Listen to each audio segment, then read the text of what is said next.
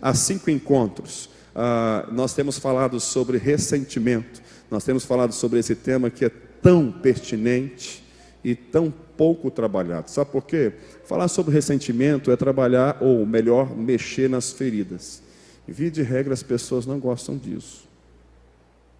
A gente prefere o caminho da fuga. Nós vimos que o caminho da fuga ele é desastroso. Antes de eu fazer a leitura do texto, eu preciso só ler alguns nomes aqui, que é para uma reunião, porque minha bateria vai acabar e eu não vou lembrar dos nomes. Então, me perdoe eu quebrar a ordem. Deixa eu só fazer uma leitura rápida aqui. Eu preciso falar depois, no final do culto, com o Farley, com a Vangiane, com a Vanessa, com o João Zorzal, com a Viviane, com a Marluce, com o Luciano, tá? Se tiver aqui, por favor, aguarde depois do culto. Eu quero bater um papo rapidinho com vocês. Joia, agora pode acabar a bateria. Então, escuta. Via de regra, as pessoas não conseguem lidar com a dor do passado. A dor do passado, ela mexe com a gente constantemente. Dependendo do grau daquilo que nos aconteceu, a gente sofre assim de maneira a perder peso, inclusive. Então, falar sobre ressentimento é um grande desafio. A gente não vê muitas pessoas, muitos pastores, e eu não me coloco de forma assim mais destacada por conta disso, mas a gente não vê as pessoas falando sobre isso, porque é mexer na ferida, e mexer na ferida é trazer à tona aquelas dores. Mas escuta, a gente só pode recuperar alguma coisa que está ferido se a gente de fato mexer na ferida. Então, se você tem uma ferida, por exemplo, na sua pele, e ela está debaixo de uma casca cheia de bactérias, de coisas ruins, só vai cicatrizar aquilo ali se você tirar aquela casquinha, botar na ferida viva, depois então jogar ali o remédio e então fazer o procedimento correto. Permitir que o machucado da sua história seja composto ou revestido por uma capa que na verdade não te ajuda, não faz a menor diferença na sua vida. Pelo contrário, piora a sua vida. É por isso que trabalhar ressentimento é um negócio muito complexo. Mas Deus nos deu a graça de falarmos sobre isso. Eu sei que Deus está trabalhando com algumas pessoas, e eu quero reafirmar o que eu disse na semana passada. Quando eu falo sobre ressentimento, eu falo que eu também tenho, ou que eu também tive, e que Deus me ajudou a tratar isso. Mas quando? Quando eu lidei com os ressentimentos. E a gente vive esse tipo de situação todos os dias. Todo dia, se você pode colocar mais um xizinho no seu quadrinho de ressentimento. Pode ou não pode, gente? Todo dia tem alguém pisando no seu sapato? Tem no seu dedão? Tem, todo dia. E o ambiente que mais acontece isso, que mais gera ressentimento, é onde? O ambiente é a casa, das pessoas que você menos espera. Aliás, as pessoas que convivem com a gente só espera que nos dê coisa boa. Só que as pessoas que convivem com a gente são as pessoas mais francas que tem. Por quê? Porque elas falam a verdade e falam dentro do contexto que estão vivendo ali. Então elas te conhecem. É por isso que você muitas vezes fica ressentido com o marido, com a esposa, com o filho, com o pai, porque eles falam a verdade. E a gente não gosta muito de lidar com a verdade, porque lidar com a verdade é admitir incompetência. Quando a verdade ela diz respeito a uma falta sua, é porque você foi incompetente. E a gente não admite incompetência na nossa vida, a gente acha que sabe tudo. É assim, ou eu estou falando alguma mentira no púlpito, gente? É exatamente isso. Mas não é muito mais saudável a gente admitir que a gente não é certo ou assertivo em tudo? É muito mais saudável. A gente comete um erro e a gente fala assim, realmente, eu pisei na bola nisso daqui. Ao invés de fazer o quê? Não, isso aqui é por causa disso, é por causa daquilo. Isso é justificativa. E justificar, meus irmãos, não resolve. Porque justificar é criar uma maquiagem sobre o seu caráter. O mais importante da vida é ter a verdade como verdade e entender que você precisa ser tratado por meio dela. Então, trabalhar ressentimento não é uma coisa tão fácil. Contudo, é extremamente necessário. Capítulo 4, versículo 1 diz o seguinte: Jonas, porém, ficou extremamente contrariado e furioso. Quando eu leio esse texto, eu estou falando de um homem que foi extremamente bem sucedido na sua jornada. Falando de um homem que pregou um sermão muito pobre, um sermão muito chulo, de 5 palavras no hebraico, como já disse para vocês, e ele fez a sua pregação de forma ligeira. Ele não pregou os 40, 50 minutos que o pastor prega para vocês. Ele pregou um negócio muito rápido. O que deveria ser 3 dias, ele fez em um dia, né? Colocando isso em percentual, talvez ele tivesse pregado aqui uma média de 5 minutos, talvez, num culto como esse. Imagine, 5 minutos já passou, eu falo para você assim, amém, glória a Deus, vamos embora todo mundo. Você sai daqui como?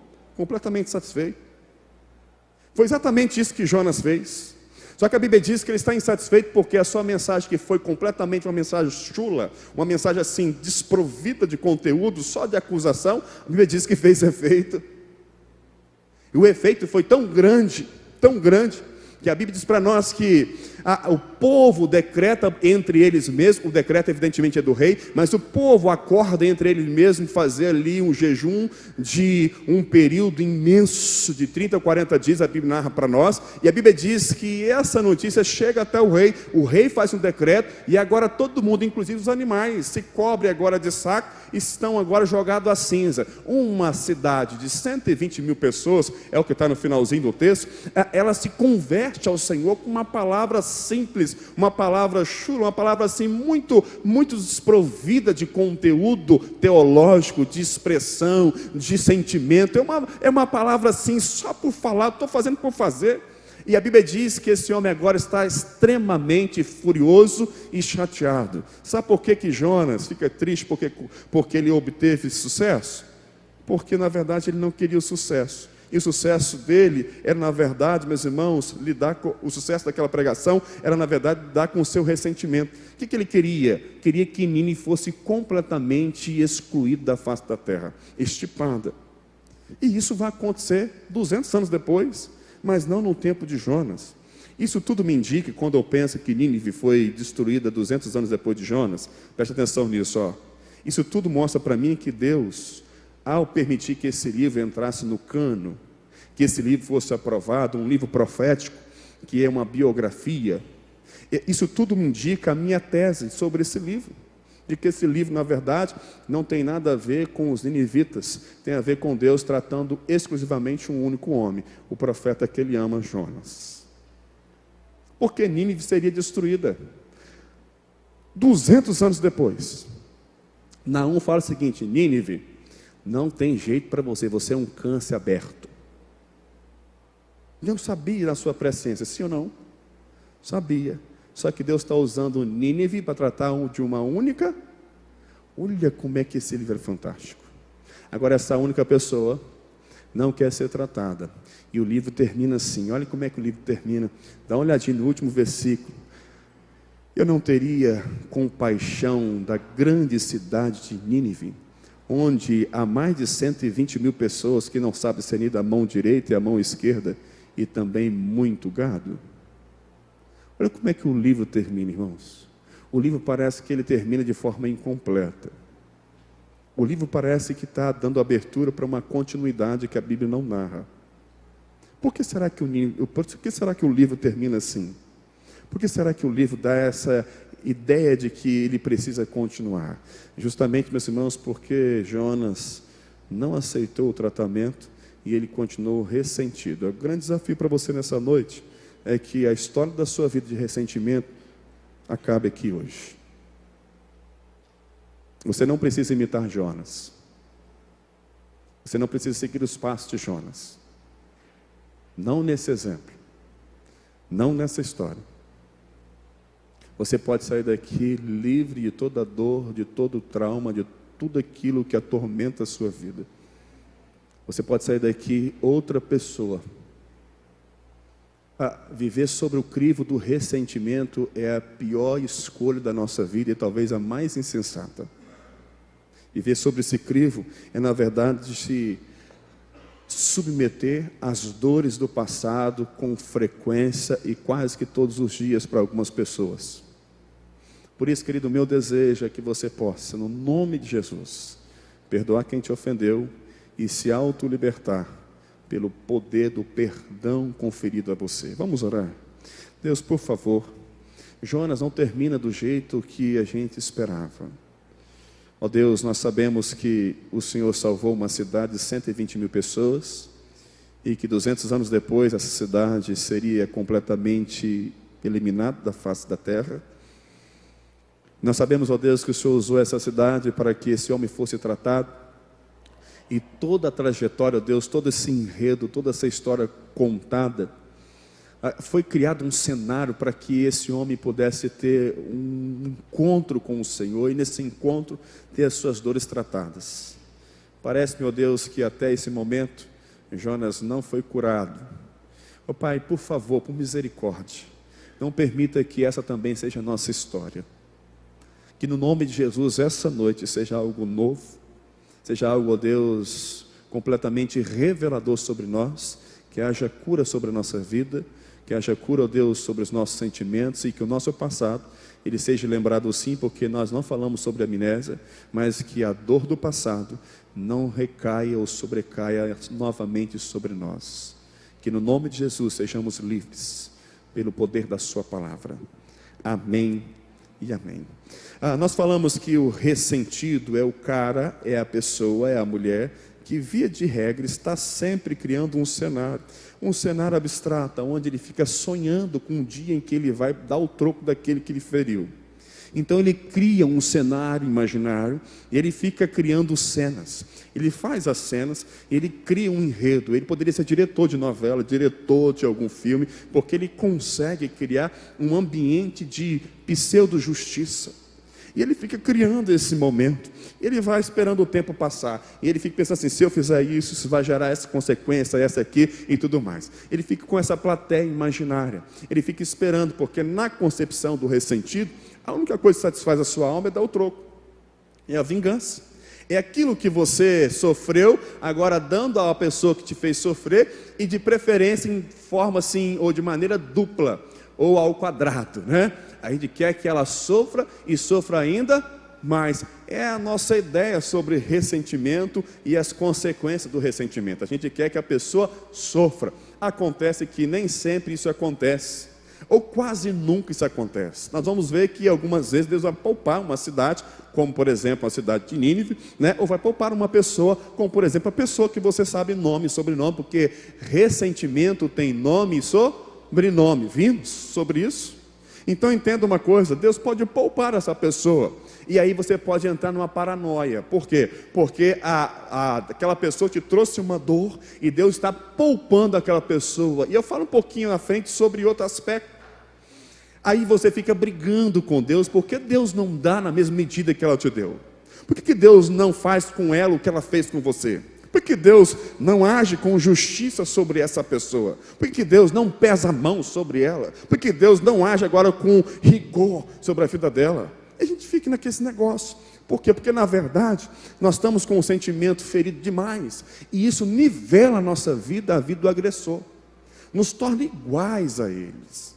E aí o que acontece conosco? Vivemos à sombra desse nosso ódio, que vai direcionando os nossos passos. Falei para vocês alguns exemplos. Tem pessoas que passam mais de 30 anos, e aqui em Afonso Cláudio eu conheci algumas, porque um dos irmãos pegou a cerca que deveria ficar aqui, na ótica dela, porque quem vai jogar isso vai ser o juiz, né? Na ótica dela, e puxou para cá, um passo para cá, por causa de 1 metro linear aqui, eu não sei quanto tem, mas é muita coisa, né? Escuta, e também não faz a menor diferença. O que é isso aqui, gente? Quem morre leva até não, leva na cara, né? Mas é do próprio cemitério. Mas quem leva esse negócio aqui? Quem leva dinheiro?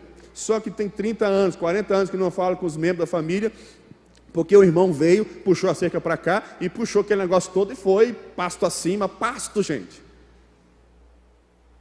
Que bobagem. Fala assim: pastor, mas é terra, é dinheiro. Eu falei assim: querido, no frigir dos ovos você vai ver que isso não faz a menor diferença. Eu estou falando de contexto de gente que tem terra para perder de vista.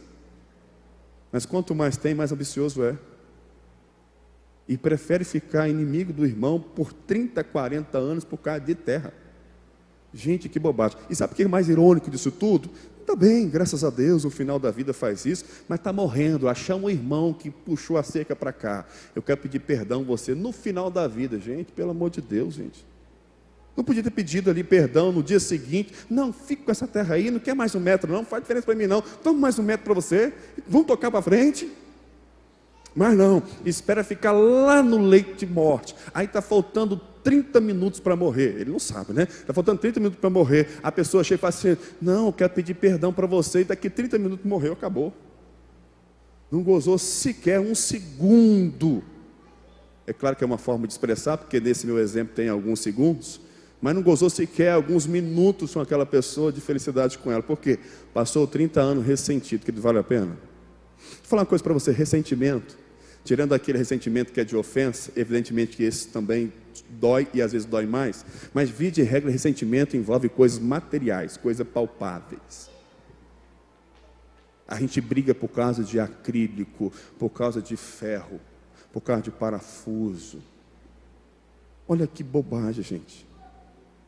O que é mais importante? Uma pessoa como essa aqui na minha frente, como esses dois aqui, como aqueles ali, ou um negócio desse aqui? Que isso aqui seja banhado a ouro. O que é mais importante aqui? Não são essas pessoas com as suas imperfeições? São elas. Só que a gente é materialista, a gente fala assim: não, esse é o meu troféu, isso aqui eu não negocio com ninguém, e eu brigo por causa dessa bobagem aqui, que quebra. Ressentimento, meus irmãos, leva a gente a distanciar das pessoas que nós amamos e cria um rancor dentro de nós muito grande. A Bíblia diz para nós que isso vai acontecer com Jonas. Jonas não vai a Nínive porque ele está ressentido, porque os ninivitas fizeram uma atrocidade na sua nação.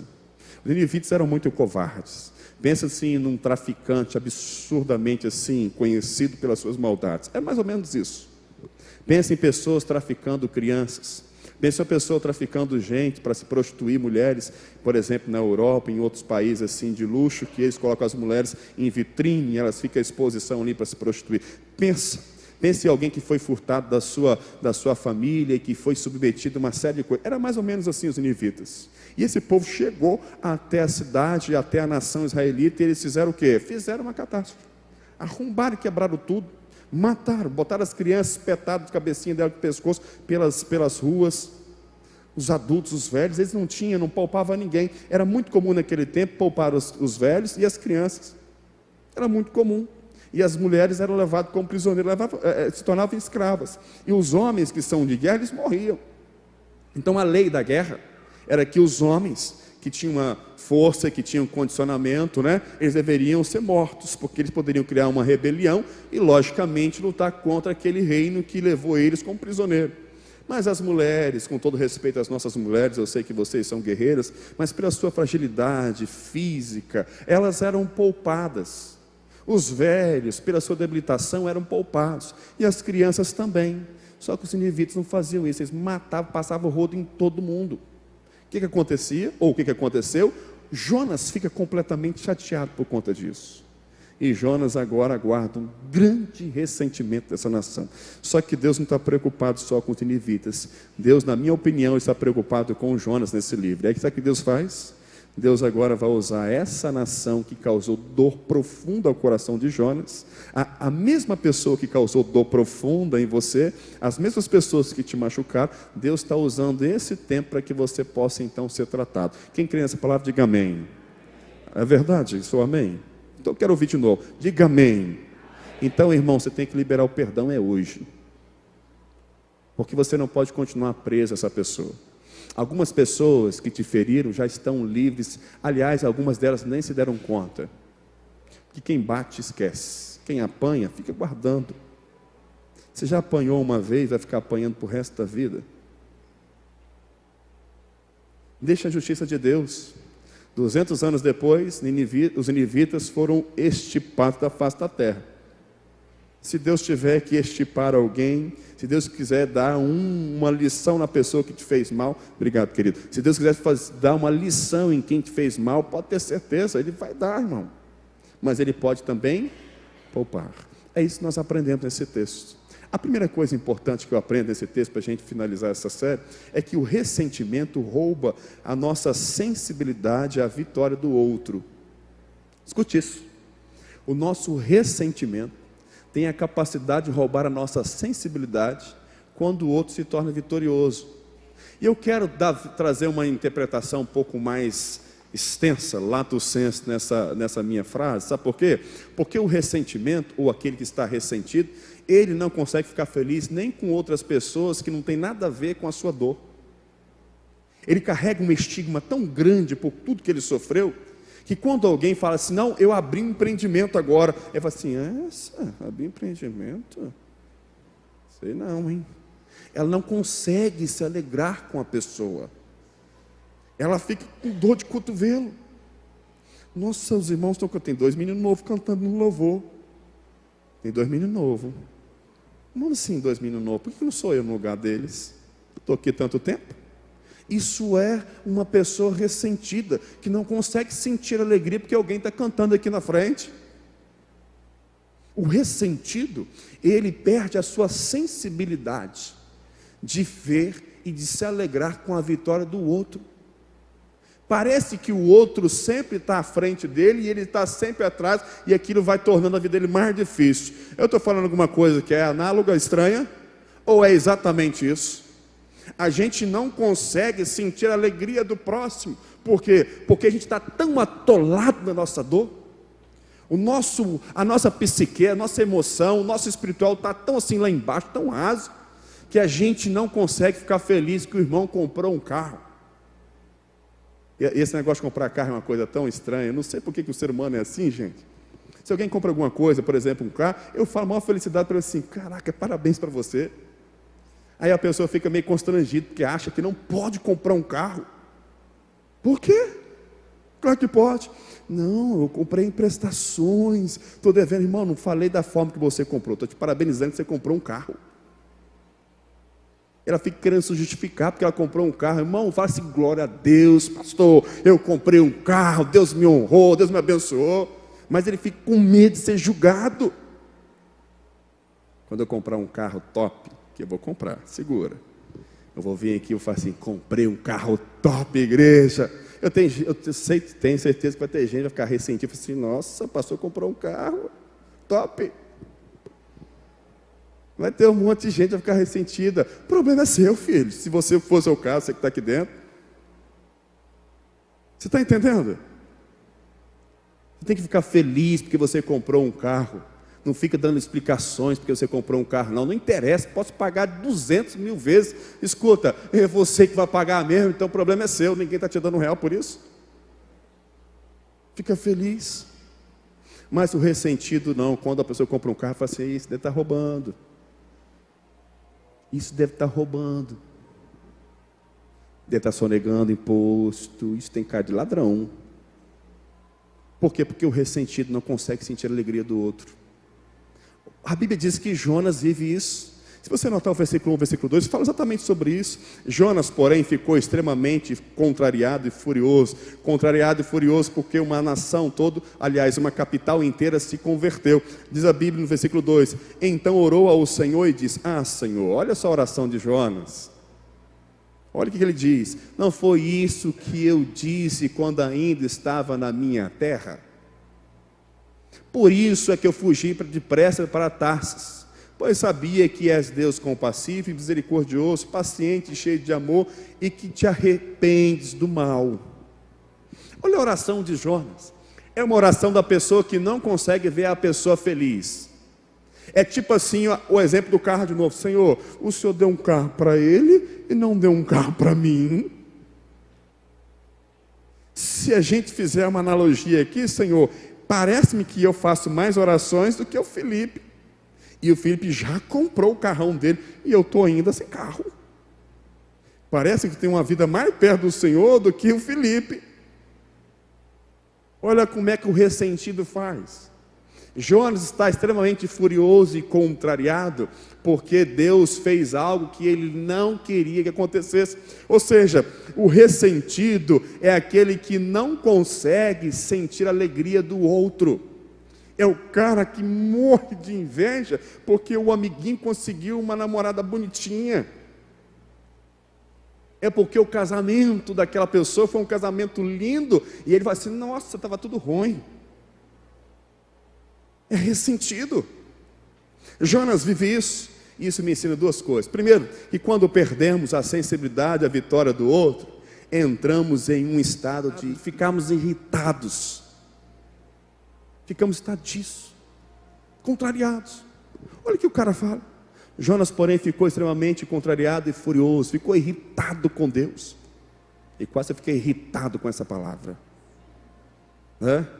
Escuta, ressentido é uma pessoa que fica irritada à toa. Fica aquele negócio assim, oh meu Deus, por que isso aconteceu? E ele fica nesse sentimento. Segundo, quando perdemos nossa sensibilidade à vitória do outro, questionamos as ações de Deus. Olha o versículo 2, olha o que Jonas fala. Ele fala o seguinte: não foi isso que eu disse para o Senhor, quando ainda eu estava na minha terra?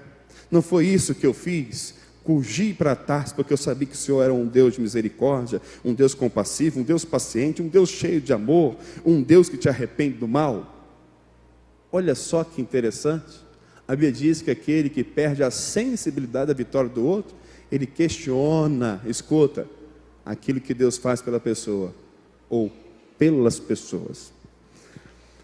Pensa naquela pessoa que te feriu, porque ressentimento tem nome e sobrenome. Pensa na pessoa que te feriu. Pensou? Joia. Trouxe à tona e automaticamente você traz também a dor. Se ela ainda tem um efeito sobre você, você está sofrendo nesse momento que eu estou falando. Escuta, dentro da sua psique, dentro das suas emoções, há um desejo de uma pseudo-vingança. E a Bíblia diz para nós que a vingança pertence a quem?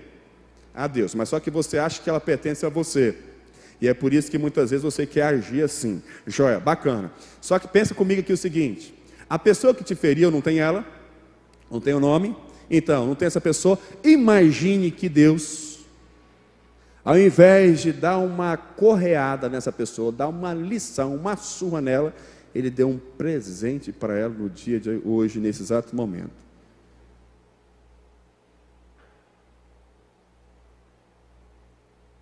E Deus está dando o presente para essa pessoa justamente por causa de você. Qual é o seu sentimento? Pastor, Deus faz isso? Faz. Quer ver um exemplo? A Bíblia diz para nós que Jó orou em favor dos seus amigos. Mas quem são os seus amigos?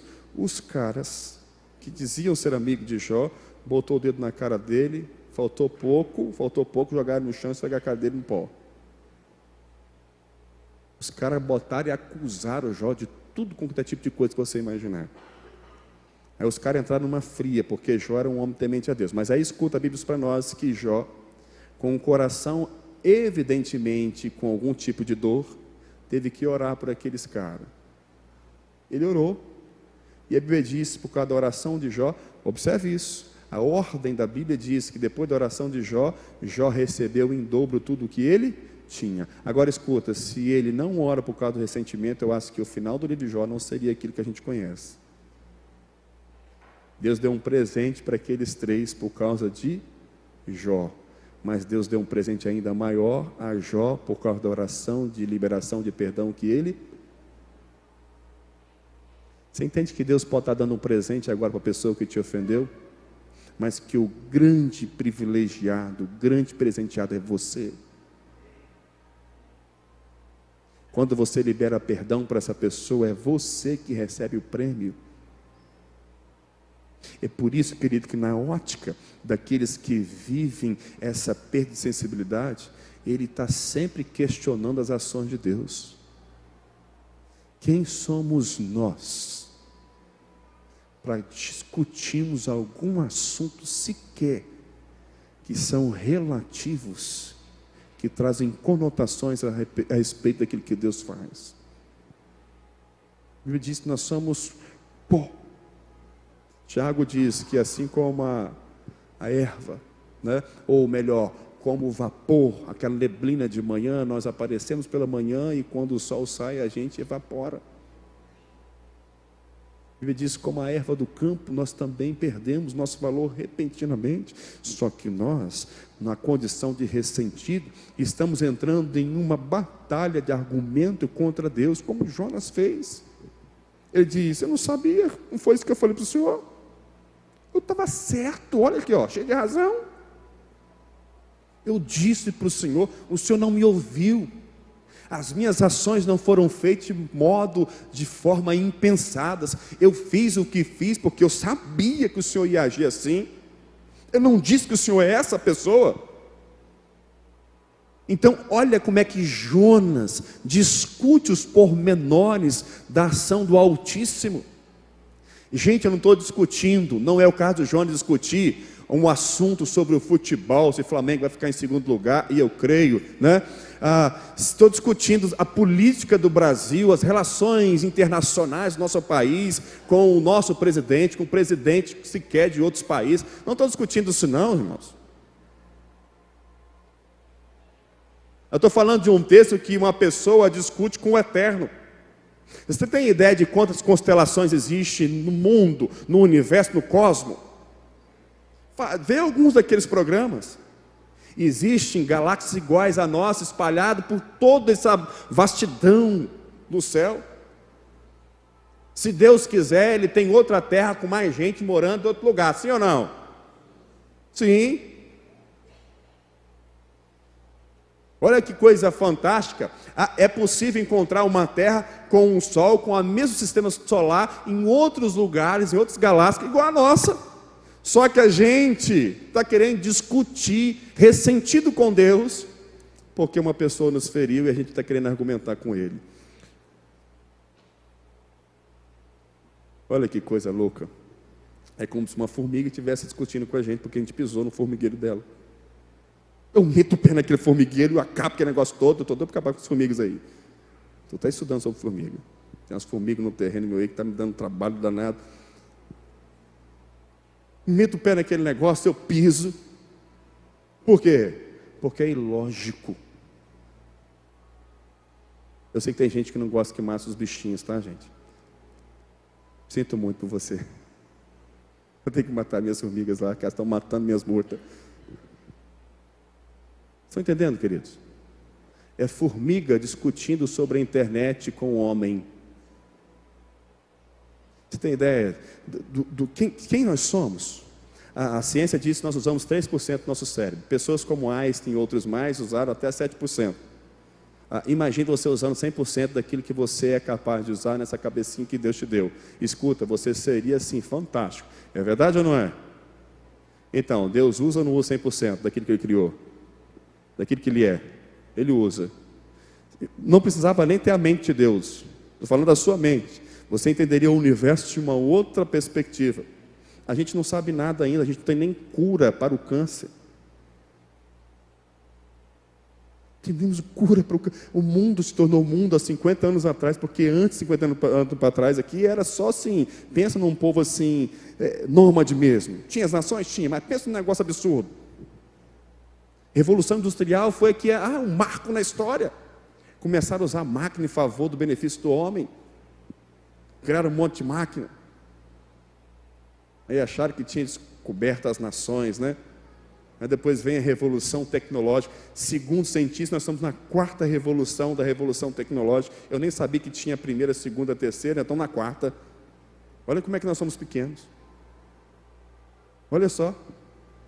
Os cientistas estão tentando fazer um clone do ser humano. Isso já tem um tempo. Fizeram umas cabras aí, uns cabritos e morreram tudo.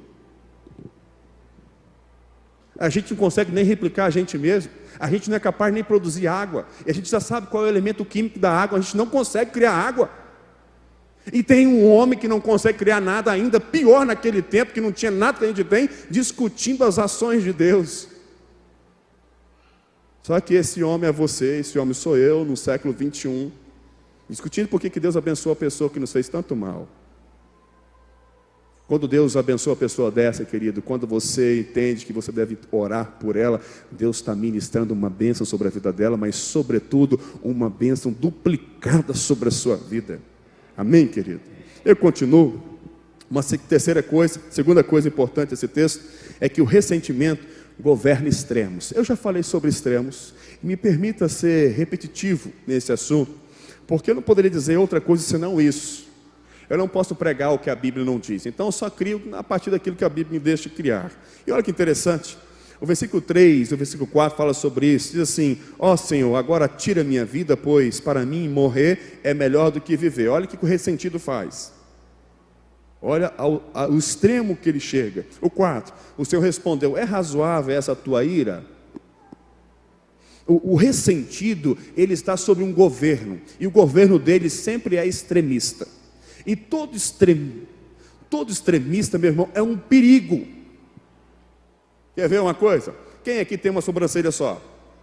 Ninguém. Rapa uma sua e vem para a igreja. Todo mundo vai rir da sua cara, ninguém vai rir na sua frente, porque o pessoal aqui é educado, mas depois vão falar. Vão falar ou não vão? Vão. Agora escuta. Se Deus colocou duas, é porque existe um equilíbrio nisso. E você sabia que elas estão aí por uma razão? Quando você tem, por exemplo, um espelho na frente do seu chuveiro, quase poucas pessoas têm isso, eu acho. Eu também não tenho, né? Mas eu lembro quando a gente colocava aquele espelhozinho desse tamanhozinho no prego, vocês lembram disso? Um espelhozinho assim vermelhinho, com a moldurinha no prego. Ô Jesus! Coisa de gente rica, né, gente? A gente tomava banho olhando para o espelho, aí você ensaboava a cabeça, aí vinha a espuma. Onde ela parava? Exatamente, na sobrancelha. Por quê? Porque ela tem a sua finalidade. Imagine que nascesse de um lado e de outro não. O que ia acontecer com os seus olhos? Ia cair dentro dos seus olhos. Os cílios também têm essa mesma finalidade. Eles são filtros. Eles protegem os seus olhos. Imagine você sem a sobrancelha esquerda, sem o filtro esquerdo dos cílios. Você estaria completamente desprovido. Escuta, Deus trabalha com equilíbrio, amém? É por isso que você tem duas pernas, duas mãos, dois braços. É por isso que você tem uma cabeça só, porque se fosse duas seria uma coisa estranha, né? Então é por isso que você tem todos os órgãos funcionando de maneira assim, muito assim equilibrada. Por quê? Porque Deus é um Deus de equilíbrio. Vou dar outra prova para você. Se o nosso planeta tivesse 1 centímetro fora do lugar onde está, se ele rodasse 1 centímetro, ou estaríamos flutuando ou afundado na terra. Só que Deus botou exatamente aonde tinha se colocado. Por quê? Porque Deus é um Deus de equilíbrio. Só que a Bíblia diz para nós que quem vive no ressentimento, o ressentido vive no desequilíbrio. Ele vive sempre atolado em um extremo. Ou ele está numa sede danada de matar aquela pessoa, de dar um troco a ela, ou está introvertido lá no quartinho escuro, morrendo de depressão. Só que tanto este lugar quanto este lugar é uma desgraça. Deixa eu usar essa palavra, tá? E essa palavra, embora seja forte, ela tem um significado muito diferente. Ela tem um significado de ausência de graça. Então não é um palavrão, não é nada disso, mas é uma palavra forte. Escuta, é uma desgraça tanto lá quanto aqui. Olha só. A Bíblia diz que o ressentido ou o ressentimento, ele governa os extremos. O que está acontecendo com Jonas? Jonas chegou para ponto de dizer para Deus, falou assim: Senhor, tira de mim a minha. E ele fez isso há um tempo atrás, antes de ir para a baleia, aliás, baleia não, né? Antes de ir para o ventre do grande peixe. Ele fez porque a Bíblia diz que ele falou assim para os marinheiros: ó, me jogue no mar, porque certamente essa tempestade toda vai acabar, porque é por causa de mim. Como ele não tinha coragem de se matar, porque reza a lenda que quem tira a sua vida vai para o inferno, só que a Bíblia não fala nada sobre isso. Esse assunto está em aberto na Bíblia. Na cultura judaica, não podia em hipótese alguma tirar a sua vida. Também na cultura de hoje as pessoas pensam sobre isso. Isso é um outro assunto que já foi tratado aqui no simpósio. Quem não veio perdeu no simpósio contra o suicídio. Mas só para não deixar uma pulga atrás da orelha, se a pessoa tiver o seu nome escrito no livro da vida, ela pode chegar num pico de desespero e pode acontecer. Não é o melhor para a vida dela, tá? E ela pode realmente tirar a própria vida, mas isso não significa que ela vai para o inferno, tá? Agora, se você não tem tanta certeza assim do seu lugar, porque quem tem talvez não vai fazer isso, eu penso, não arrisca não, tá bobo? Fica vivo. Fica vivo. Tá bom? Então, escuta, como ele não tinha coragem, ele instigou os homens jogaram ele e falou assim: poxa, acabou, está resolvido o problema. Agora ele está fazendo o quê? O que Elias fez na caverna: Senhor, tira de mim a minha vida, porque somente eu te honrei e fiquei aqui. Os outros, todo mundo negou o Senhor, ou negaram o Senhor. A Bíblia diz que o Senhor falou assim para Elias: Elias, não é verdade isso não que você está falando. Tem 7.000 ainda que não se dobraram a Baal. Aí Elias ficou mais triste ainda, porque Elias pensava que era o único, era singular, que era ímpar, que era especial. O ressentido, ele acha que é só com ele o negócio, sabe? É só ele que faz as coisas certas. O ressentido, ele pensa que é só ele que anda na linha e que ele nunca pisa na bola. Elias então se decepcionou. E quem vive no ressentimento passa bastão para outras pessoas, tá, queridos? Elias deixou de ser profeta. Deus recolheu Elias porque Elias era um profeta muito joinha, como Jonas é. Mas a Bíblia diz que o ministério de Elias foi conferido a um outro homem, chamado Eliseu, que fez 2 vezes mais que Elias. Ressentido perde a vez. Vou repetir isso. O ressentido perde a vez. Deus está tratando Jonas. Jonas não entra mais no cenário do contexto bíblico. Possivelmente porque Jonas não quis tratamento. Então, ressentido perde a vez. A Bíblia diz para nós, meus irmãos, que isso vai acontecer com Jonas. Jonas vai estar agora sob o governo dos extremos. 2 coisas importantes. Todo extremo leva à morte. Repito isso. Todo extremo leva à morte. Toda pessoa que vive no extremo está pensando em a morte. Está pensando em alguma coisa de morte. Ou a morte daquele que ofendeu, ou a morte da sua própria vida. Ele está vivendo um tipo de morte. Eu não falo morte literalmente, eu falo morte no sentido figurado. A sua emoção está morrendo. O seu convívio com a família está morrendo. A sua vitalidade do seu corpo está morrendo. Porque se você não sabe, e eu acho que não é o seu caso, mas nós somos muito mais emoção do que o corpo físico. O corpo físico, ele responde às ações das nossas emoções. Então, se você está de bem humor, logo você vai jorrar um monte de hormônios positivos que vão deixar você bem humorado. Agora, se você tem um dia que aconteceu uma coisa muito forte com você, você pode ficar completamente introvertido. Ou seja, você é o que você sente. É por isso que eu escolho sentir coisas boas todos os dias. Mas pastor, não te fazem raiva? Faz, e muito. Muito. Não te provoco? Provoco. Mas mesmo assim eu escolho ser feliz. Porque eu não estou vivendo a luz das pessoas, eu vivo a luz de mim mesmo. E eu preciso ser feliz, porque eu só tenho essa vida para ser feliz nessa terra. Amém, queridos? Tá? Então vamos para frente. Todo extremo também deve ser submetido a questionamentos. Olha que interessante. Lembra que Jonas está ressentido? Lembra que Jonas está aqui vivendo o extremo, pedindo a morte? Aí Deus faz a perguntinha para ele no quarto. O Senhor falou assim para Jonas: é razoável essa sua ira? Eu quero que você entenda que há uma mensagem muito séria nesse versículo 4. A Bíblia está falando para nós o seguinte: quando você estiver sentindo raiva, ódio da outra pessoa, faça questionamento. Porque às vezes, a dor que lhe causar é tão ínfima, que você consegue tirar de letra. É razoável essa sua ira, Jonas? A ação de perdoar foi de Jonas. A ação de poupar aquela cidade foi de Jonas. Não tem nenhuma correlação com a figura do profeta. O profeta é um emissário. Assim como eu sou nessa noite. Como poderia ser qualquer pessoa que estivesse pregando aqui. Ele é o emissário. O profeta está levando uma mensagem. O profeta tem a finalidade de apenas comunicar. Escuta, se Jonas não tivesse ido, Deus poderia mandar a baleia. Por que eu estou falando a baleia, gente? O peixe falar no lugar de Jonas. Sim ou não? Aliás, eu creio que se a Bíblia dissesse para mim que foi Jonas que engoliu o grande peixe, era verdade. Então entenda uma coisa, querido.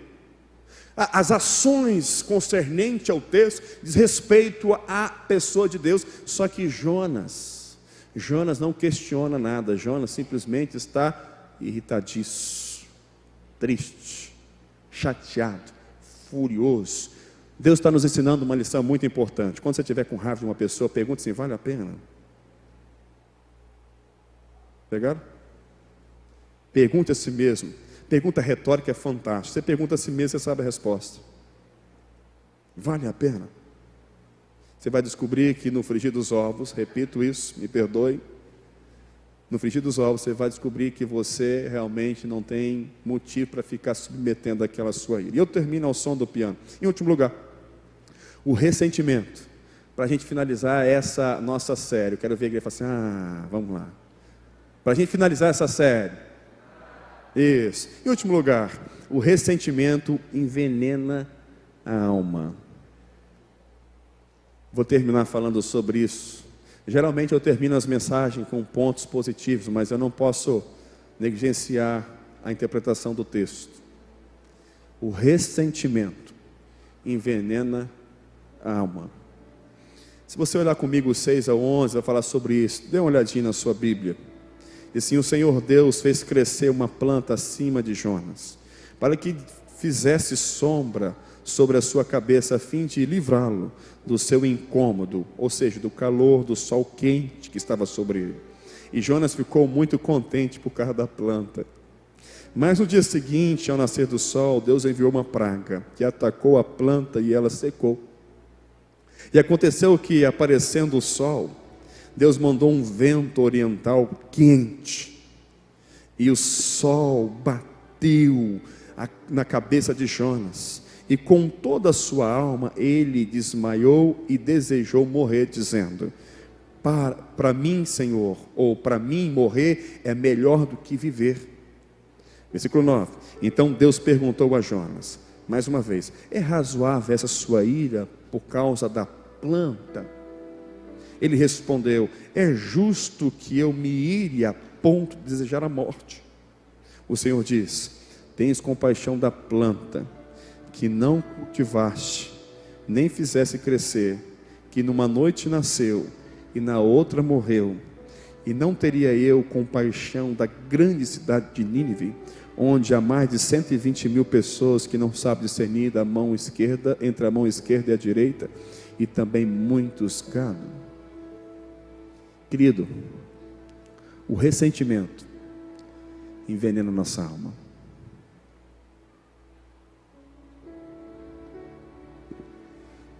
Você tem mais compaixão de um cachorro de rua quando você está ressentido do que de uma pessoa.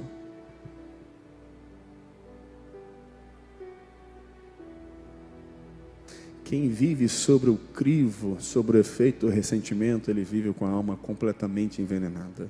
Jonas viveu isso. Jonas se apegou à planta, e se você olhar para o texto, vai ver que ele ficou extremamente feliz, porque a planta cresceu sobre ele.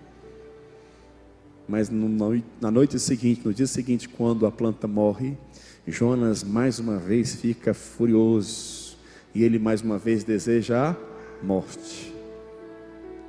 A correlação que Deus faz de uma planta com uma nação, há uma disparidade gritante. Quem aqui tem plantas em casa? Ok, poucas pessoas. Eu acho que nós deveríamos cultivar mais plantas, mas vamos lá. Quem aqui tem alguma planta, ou já teve alguma planta que morreu? Você cuidou, mas ela morreu. Quem tem? Joia. Você está chorando ainda porque a sua plantinha morreu? Vai no dia 2 agora, lá no cemitério, chorar porque a sua plantinha morreu. Você pode ir lá por causa de uma pessoa que você sepultou, mas vai por causa da planta?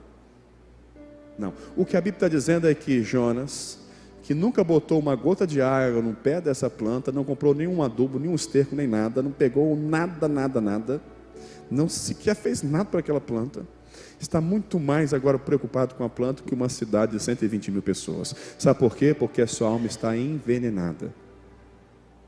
A alma envenenada, queridos, ela vive sempre essa disparidade de valores. E aqui eu aprendo duas coisas para a gente finalizar. Primeiro, meus irmãos, que uma alma envenenada se apega exclusivamente à destruição. Escute, versículo 5. Então Jonas saiu à cidade e sentou ao oriente dela. Ali armou uma tenda e sentou-se debaixo dela à sombra, até ver o que aconteceria àquela cidade. Se você voltar no capítulo 3, dá uma olhadinha no 3. Você vai notar comigo que Jonas vai trazer uma mensagem ao povo ninivita. Ao 3:3, Jonas foi imediatamente para Nínive. Segundo a palavra do Senhor, Nínive era uma cidade grande e se levava 3 dias para percorrê-la. Jonas começou a percorrer a cidade por um dia, clamando: Nínive será destruída daqui a 40 dias. O que ele deveria fazer em 3 dias, ele fez em 1. E os outros 39 dias, ele agora senta do lado de fora da cidade e espera ansiosamente pela destruição da cidade. Sabe por quê? Quem tem a alma envenenada, ela só pensa em destruir. Ela não tem olhos para a construção. Ela não tem olhos para a transformação. Ela acha que a única coisa que basta para as suas emoções é ver a pessoa destruída. É ver a pessoa na lama. Quero dizer uma coisa para você: você pode ser surpreendido. Deus pode erguer essa pessoa como forma de tratamento na sua vida. Sabe as pessoas que feriram você? Deus pode perdoar e reescrever a história. Você crê nessa palavra? Sabe quando você escuta falar assim que um traficante se converteu? Sabe quantas pessoas, quantas famílias ele deixou órfão? Órfão de pai, órfão de filho, órfão de mãe. Sabe quantos meninos, quantas famílias vivem o drama e a tristeza de ter alguém viciado dentro de casa por causa daquele traficante que Deus poupou, e você tem ódio dele, porque você talvez nem sabe quem é, mas tem ódio dele porque ele traficou no seu bairro, ele traficou na sua cidade, o seu filho entrou por causa dele. Deus pode salvar o traficante. E eu sei que você pode talvez não entender isso, querido, e isso talvez fuja realmente a nossa capacidade cognitiva. Mas escute, Deus, segundo Jonas e segundo toda a Bíblia, é um Deus de misericórdia, compassivo, gracioso, um Deus que se arrepende do mal que iria fazer. Por isso, querido, que viver à sombra, ao efeito da destruição, não é o que Deus quer para a sua vida. Sabe como é que deve ser nossas orações? Senhor, pessoa X me fez muito mal. Senhor, prospere a vida dela, que ela seja transformada pelo poder da sua palavra. Muitos de nós vão ser surpreendidos, sabe por quê? Porque quando chegarmos no céu, amém? Vai encontrar o agressor da sua vida lá. Sabe por quê? Porque Deus é compassivo, misericordioso, longânimo, tardio em se irar. Ah, se Deus não fosse exatamente quem Ele é, querido, não seria só o agressor que ficaria de fora, ficaria eu, ficaria você. Termino. Uma alma envenenada valoriza o trivial e menospreza o essencial. Segundo a Bíblia, querido, Jonas vai valorizar a planta e menosprezar uma cidade inteira. Sabe o que a Bíblia está falando para você? Lembra da minha ilustração? 1 metro de terra.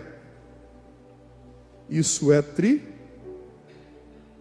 mas nós valorizamos o trivial e menosprezamos a pessoa que é esse. Deus veio a esse mundo, Jesus veio a esse mundo por causa de terra. A Bíblia diz que Deus amou o cosmo, o mundo. Ele ama tudo que Ele criou, não só a terra, mas toda a galáxia, todas as galáxias. Escuta, isso tudo, meus irmãos, Ele veio em favor do homem, que no meu caso aqui é nosso irmão Luciano à minha esquerda. Preste atenção numa coisa: Deus não está interessado em terra, sabe por quê? Porque Ele faz quanta terra Ele quiser. Ele tem espaço nesse universo. Deus está interessado no Luciano, no coração desse homem, que ele é apaixonado por ele. Sabe o que a gente faz com aquilo que Deus é apaixonado? A gente olha para esse cara e fala assim: esse cara me feriu, eu não quero nem saber desse cara. E às vezes ele me feriu por causa da terra. Preste atenção numa coisa, gente. Aquele que vive com a sua alma envenenada, vive sempre valorizando o trivial e desvalorizando aquilo que é essencial. Eu queria que você abaixasse sua cabeça agora nesse momento. É possível que você, assim como Jonas, tem supervalorizado aquilo que não tem menor sentido para você. Aliás, tem, porque você é materialista, mas o meu desejo é que essa concepção, esse desejo seja mudado em você hoje.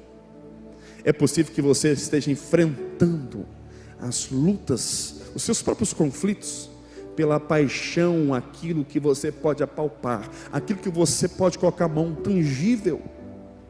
É possível que você esteja vivendo assim, e é por isso que você vive irritado, é por isso que você vive assim nos extremos, é por isso que você vive nesse sentimento. É possível.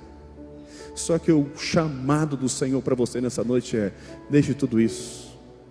Eu reservei 5 encontros, 6, para que você pudesse confrontar todos aqueles que trouxeram dor sobre a sua alma, e que você pudesse se autoliberar pelo poder da minha palavra, não de um homem que erra uma palavra, não de um homem que talvez cria um ambiente e não é exatamente aquilo, mas da minha palavra. É da minha palavra. É o poder que eu posso fazer, aliás, é o poder que eu tenho de transformar e restaurar a sua vida. É o poder de cura. Se você entende que essa é a noite de você seguir em frente com um novo enredo, sem ser o enredo de Jonas, eu convido você nessa hora a fazer comigo uma oração. Repita comigo essa oração se você quiser. Diga assim: Senhor, eu não quero que a minha história termine como a história de Jonas. Eu não quero que ela termine, ó Deus, de forma negativa. Mas eu quero que o Senhor possa, nessa noite, pelo poder da sua palavra, ministrada sobre o meu coração, através do teu servo, mude completamente o meu caráter. Eu quero sim que o Senhor abençoe aquele que me fez mal. E quando eu fizer essa oração, a oração de Jó, certamente, ó Deus, haverá dupla honra sobre a minha vida. As bênçãos serão derramadas sobre mim, porque eu estarei livre para viver e experimentar tudo quanto o Senhor já reservou e já preparou para mim. Eu tomo posse nessa noite da minha vitória, porque eu libero um perdão para todos aqueles que me feriram, no nome de Jesus. Amém e amém. Tem alguém que fez comigo essa oração? Eu queria que você erguesse sua mão. Tem alguém? Deus abençoe aqui, já vi. Tem mais alguém que fez comigo lá atrás? Eu queria que você ficasse de pé onde você está. Eu queria que você ficasse de pé agora, corajosamente. Eu sei que você sabe o que eu vou fazer, mas não se importe com isso não. Eu quero que você dê um passo de fé. Nós vamos cantar. Eu queria que o irmão que está do lado pudesse te abraçar. O irmão que está do lado, qualquer pessoa. Se você talvez não pertence a essa igreja, mas está do lado dessa pessoa, fique de pé, dá um abraço nela. Eu quero convidar você nessa hora, à medida que nós vamos cantando. Os irmãos já podem cantar. À medida que a gente for cantando, eu queria que você viesse aqui. Viesse aqui com um passo de fé, dizendo: Senhor, eu quero mudar.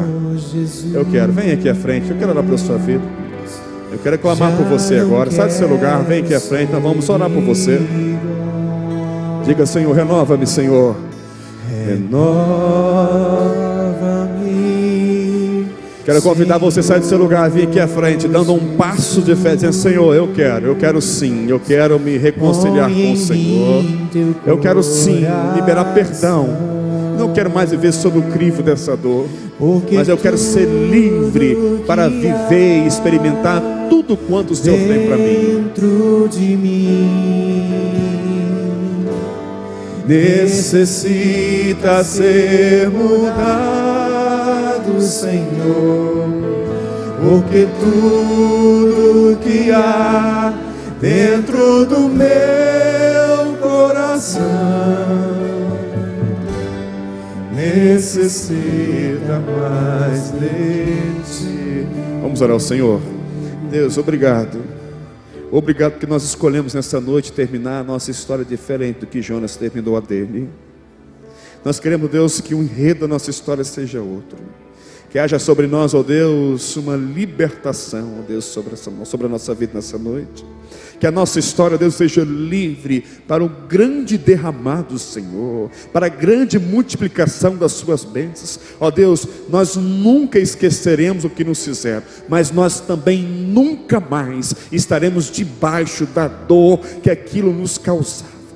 Nós viveremos, ó Deus, livres, porque há poder na sua palavra, e nessa noite, ó Deus, ela nos libertou de toda a amargura da nossa alma, de toda a dor e de todo o ressentimento, ó Pai, que trazíamos. Ó Pai, nós cremos que o Senhor, ó Deus, está dando para cada um de nós um novo tempo, ó Deus, experimentarmos a duplicidade de todas as bênçãos do Senhor sobre nós.